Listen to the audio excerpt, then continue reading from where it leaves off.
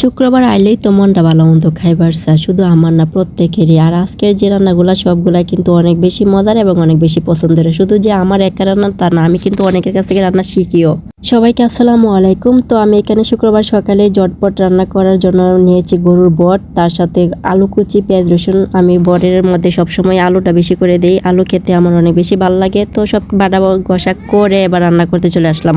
ঢাকা শহরে যে গরুর বটগুলো পাওয়া যায় এগুলোর মধ্যে তেলের পরিমাণ একেবারেই কম, তার কারণে আমার বেশি তেলটা দিয়ে দিলাম। আর তেলের মধ্যে দিয়েছি জিরা বাটা, রসুন বাটা, একটু পেঁয়াজ বাটা, আদা বাটা। তো আগে কাঁচা মশলাটা কষায় নিলাম, গন্ধটা চলে গেলে তখন আমি এখানে 1.5 চামচের মধ্যে দিয়ে দিলাম হলুদের গুঁড়া। আর কতখানি মরিচের গুঁড়া দিয়ে এটা খালি আপনারা একটু দেখতেই তখন, কারণ আমার এই মরিচের গুঁড়াটা একেবারে জাল নাই, যার কারণে আমি 4 চামচ মানে বেশি দিছি মরিচের গুঁড়া। তো এবার একটু পানি দিয়ে এটারে কষায় নিলাম, আগে লাড়াইয়ে চাড়িয়ে মশলাটারে মিশে যখন একাকার হয়ে গেছে তখনই মনে পড়ছে আমি তো ধনিয়ার গুঁড়াটা দিছি না, পরে দিয়ে দিলাম গিয়া ধনিয়ার গুঁড়াটা। আর লবণও তো দিলাম না, আপনারাও তো কইলেন না কেরম দেখুন কারার রান্না সে আর কারার কাছে কি কই। যাক, আবার দেখতে গিয়া ভুল করি না যে। আরে এবার দিয়ে দিলাম গোটা কতুরি গরম মশলা, এনে আছে এলাচি, লং, দারচিনি, গোলমরিচ। পরে দিয়ে দিলাম গরুর বড়িটা, এবার দিয়ে কষায় নিলাম কতক্ষণ। পরে যখন এরকম সুন্দর একটা কালার আয়া পড়ছে, এটা লাড়া ছাড়াই দিয়ে এবার আলু যে কতুরি কাটতে রাখছিলাম এই আলুটা এবার দিয়ে দিলাম। আলুটা দেওয়ার পরে এটাকে আরো সুন্দর করে লাড়া ছাড়াই নিলাম। আমি কিন্তু অন ক্যামেরা অনেকবার বেশি লাড়ছি, কারণ একটু পরে পরে লাগিয়া যায়, যদি লাগিয়া যা পুইরা যায় তাহলে কিন্তু মশলার গন্ধ একেবারে বিশ্রী হয়ে যাইব।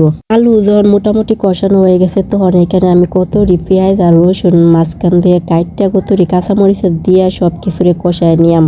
বড়ি রাঁধতে গেলে খাজনার চাইতে বাজনাই বেশি লাগে, পেঁয়াজ রসুন অনেক বেশি দেওয়ার লাগে। এবার মশলার যে বাড়িটা দইয়া খোলা একটু পানি দিয়ে লাড়ায় ছাড়ায় ডাকনা দিয়ে ডাইকা চুলার হিটটা একেবারে কমায় দেওয়ার লাগবো। তো দেখতে দেখতে আমার বুড়ির কালার কিন্তু অরিজিনাল চলে আসা পড়ছে। এরকম ভাজা ভাজা বুড়িটা আমরা বেশি পছন্দ।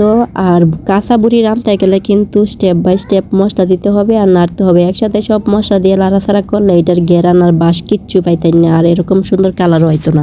এই বুড়ির লগে রুটি, পরোটা, সাদা ভাত, পোলাও যেটা মন চাই এটাই খাওয়ান যাবো। শুধু যে বুড়িটা খাওয়ান যাবো তা তো না, তার লগে আরো তরকারি লাগবো। আর এই তরকারিটি এখন রান্নার যাই কয়টা বড় বড় আলু নিলাম, আলু ভর্তা করলাম জাল জাল কইরা। তো আলুটি পরিষ্কার করে দিয়ে সসপ্যানে পানি দিয়ে সিদ্ধ বসাই দিলাম। আমি একটু বিদেশিদের মতো ভাব নিতেছিলাম। আর এখানে কাটিয়া পুঁই শাক আমার অনেক বেশি ভালো লাগে, তো শাক রান্না করাম। আর সেই সাথে মরিচটি বাজিয়ে নিলাম, কারণ শুকনা মরিচ দিয়ে আজকের আলু ভর্তাটা করাম। শুকনা মরিচের যে সুন্দর একটা গন্ধ এটাই কিন্তু ভাল লাগে, ডিম ভাজির সাথে ভাল লাগে, যে কোনো সবজির সাথেও ভাল লাগে। আলু ভর্তা তো কথাই নাই। তো সেই করে আরো একটু তেল দেয়া এটার মধ্যে দিয়ে দিলাম একটা বড় সাইজের পেঁয়াজ কুচি। পেঁয়াজটা যখন সিদ্ধ হয়ে গেছে তখন আমি শুটকির সাথে এক এক করে প্রত্যেকটা মশলা একসাথে উডা একটু পানি দিয়ে সাইডা দিলাম। এবার মশলাটা কষায় নেম। আর আজকে এই শুটকি দিয়ে পুঁই শাকটা কিন্তু রান্না করবাম। মশলাপাতি যখন কষায় গেছে তখন কিউব করে রাখি আলু কেটে রাখছিলাম, এই আলুটাও দিয়ে দিলাম। এবার এটা ঢাকনা দিয়ে আর সুন্দর করে কষায় লওয়ান লাগবো, কারণ আলুটা আমার এটা হাফ সিদ্ধ করবাম। আর যেহেতু পুঁই শাক নরম একদম কুচি কুচি করে কাটতে লইছি, আর এই পুঁই শাকটা এবার দিয়ে দিলাম।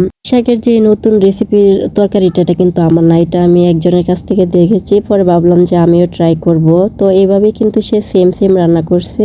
আর আমার জ্বরের মুখ তারপরেও অনেক ভালো লাগছে, কারণ এইখানে এইভাবে রান্নাটা এর আগে আমার কখনো হয় না। আর বেশি একটু জাল দিয়েছিলাম।